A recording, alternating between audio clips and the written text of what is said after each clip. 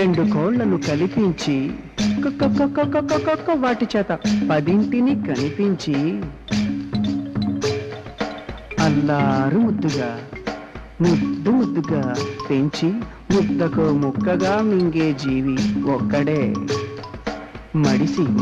మడిసే అంటాడు రాంబంటు.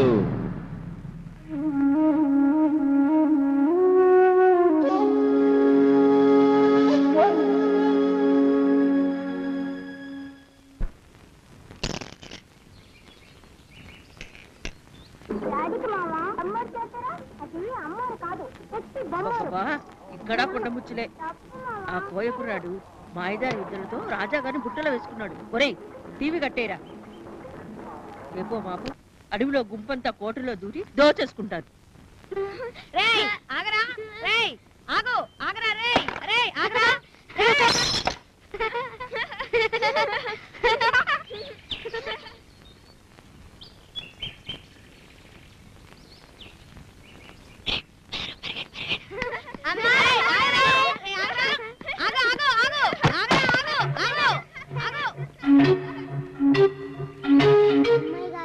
ఓ మాట మేము పలికిస్తారా?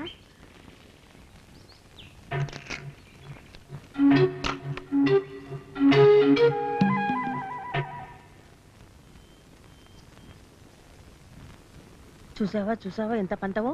దాని పలక లాక్కుండా వస్తున్నాడు. ఒరేయ్, అది కూడా తుక్కిపడి వెళ్ళు. అబ్బాయి గారు, అమ్మగారు పిలుస్తున్నారు. అబ్బాయి గారు,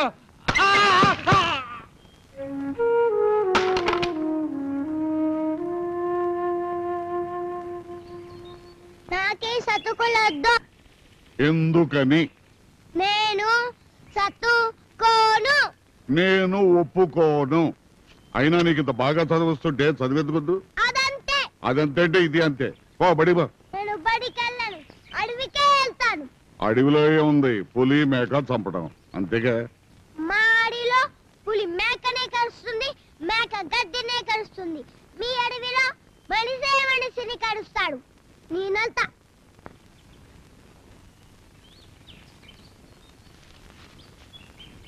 నేను వద్దంటే పారిపోతా.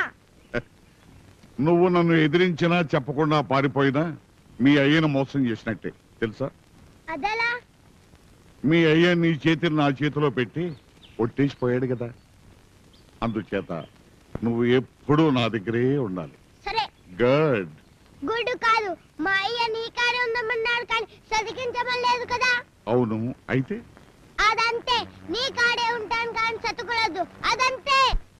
నీతో ఏదో అందామనిపిస్తోంది.